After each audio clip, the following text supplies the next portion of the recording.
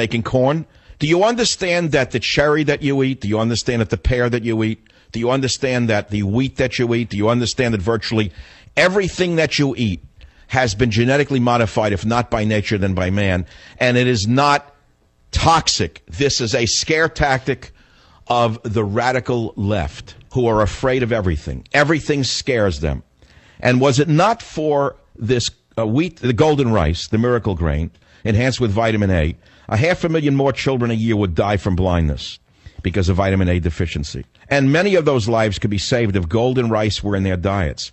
But the ongoing hatred of anti-GMO hippie activist groups and their lavish scare campaign with a global war chest estimated to exceed $500 million a year have kept golden rice off the global market. Do you understand that this is the same scare tactic that's being used with the fake global warming data? Do you understand how dangerous the left is to the survival of the human race?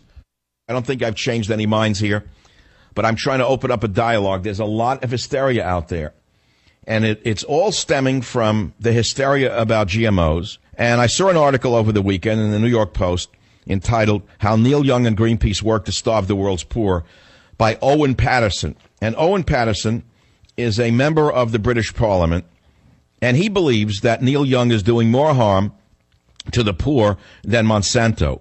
And he's writing a song about fascism and chemical giants walking arm in arm. I mean, the aging hippie songwriter is following the lead of activists who claim that GMOs are harmful to health, farmers, and the environment. I totally agree with the writer. It's tragically wrong. And I believe that in reality, GMOs can save millions of lives. And it's the environmental wackos who are doing real harm to the world, which is not to say that I don't seek out organic fruits and vegetables where possible, but I'm not a poor man. I can afford them. Which is not to say that I wouldn't prefer to eat range-fed beef, the little beef that I eat, although now lately as I get older, I don't know, I can't even look at a cow anymore without feeling sad for the cow, to be frank. I'm reaching a point where all life seems to be rather sacred to me. And so therefore, it's not a cosmic statement that I'm making. It's a very personal statement. But the fact of the matter is the world population is not at the point where we can afford to feed everybody with organic produce or organically raised meat. It's something that you'd get in Whole Foods for the very touchy-feely white people who have nothing but money to spend on their perfect little selves. Positive that if they eat organically, they're going to think organically. And if they think organically, the world will be a better place. All racism, sexism, and homophobia will go away if only they think correctly. Okay, that's very nice, but it's naive. There are many other topics.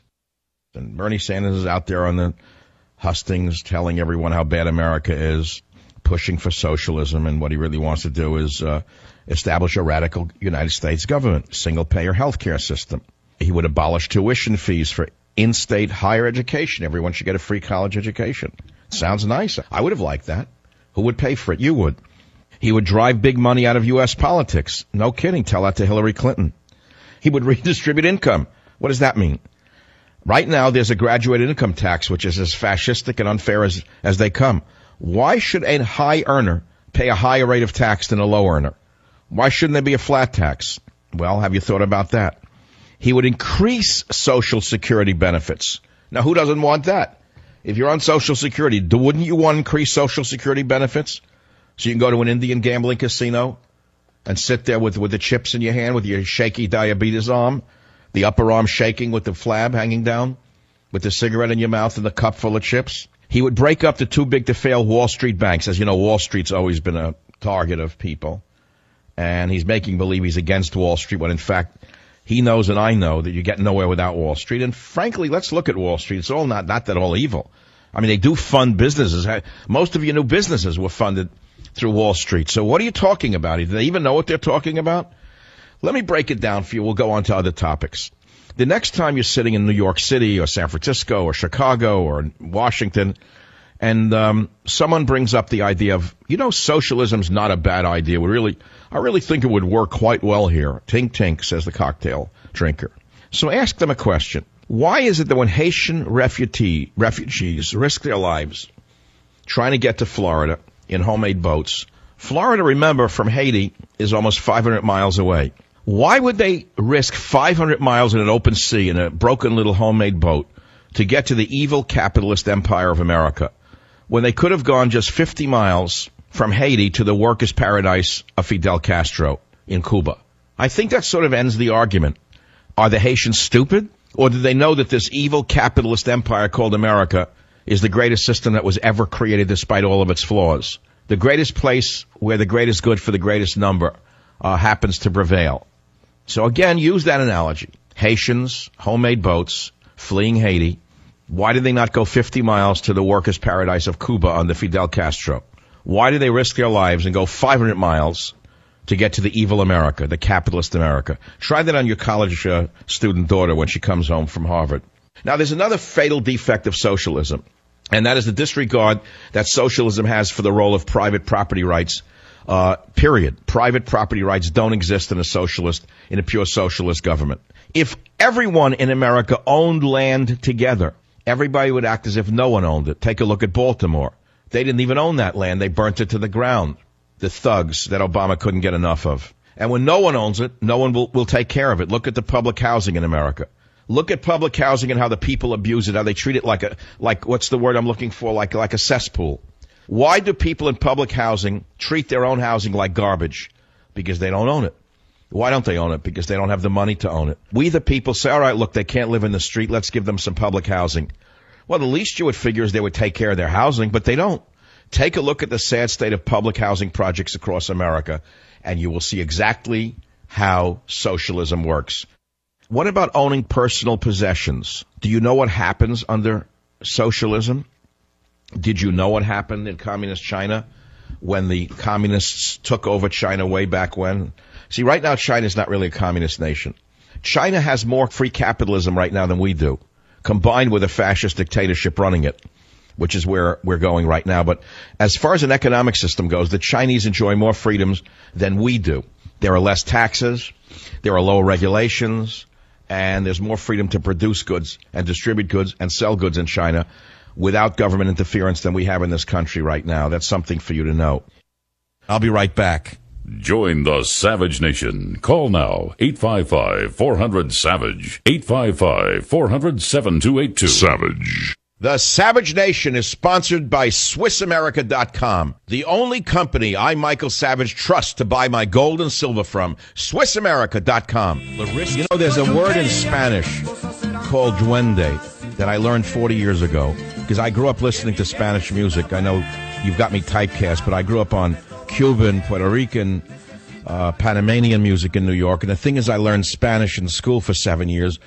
And I read Spanish literature. I had to read all the Spanish literature. I never really adapted that well to it. I like French and the French language better. But in the Spanish language, there is a word called duende, which is loosely translated as meaning soul. And some songs have that magic called soul. Some music has it. Some art has it. You know, some poetry has it. Some talk show hosts have it and some don't. You can't buy duende. You can't learn duende. And this song has duende, and when I heard it on the radio Friday night driving to a restaurant, but this is an important story for me, because it's a universal story about a single mother who is dying, and her hardworking son, looks at her, and his heart's ripped out. Because when he was a boy, he thought life was easy and different. And he looked at his mother, and he just can't believe how hard life is. It's such a beautiful song.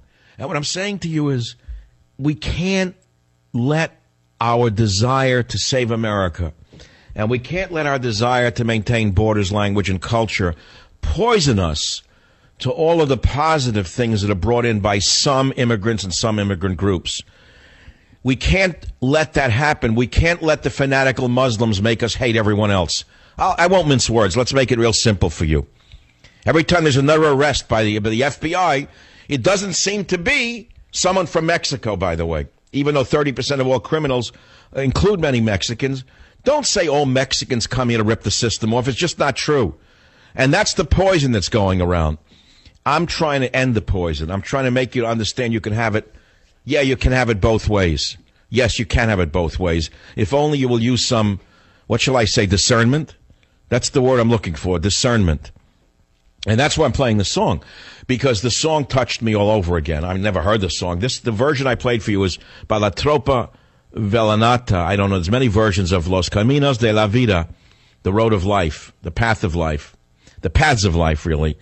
And it's about the paths of life are not what I used to hope. They're not what I used to believe. They're not what I used to imagine. They're hard to travel. They're hard to walk. And I can't find a way out. It's almost existential. It's amazing, the lyrics of it. But the last point of this is the singer says, Yo pensaba que la vida era distinta. Pardon my pronunciation. I used to think that life was different cuando era chiquiti, when I was a little boy. To yo creía. I used to believe that things were easy. Like yesterday, that my married mother, you know. It's amazing, the song. And look what the culture has brought here in so many positive ways. And you can't, again, stereotype and categorize an entire culture or race in a negative way just because we're being flooded with so many haters from another culture and another religion. Period. End of story. Not all cultures are the same. Some bring things and some don't. Look at the Italian people. I mean, if you want to get focused on the Italian people, you say, oh, mafia. Well, that is so embarrassing to Italian people. What percentage of the Italian people were ever members of the mafia? A very tiny, tiny percentage. Tiny, tiny percentage. And look what the Italian culture has brought to society. Whether it be, forget the commonplace, common man says Italian food. What about opera, Italian opera? And the music of Italy and such. And that's why people were offended by the series The Sopranos, which implied that everyone was in the mafia. So you have to look at the positive of cultures. Virtually every part of our melting pot has brought something positive to the society until rather recently, when Obama has chosen to flood America with immigrants who have nothing to give us and everything to take. You get it? So don't fall for it. Don't let the left turn you against all immigrants, because what they're trying to do is turn you into the image of a racist. Savage.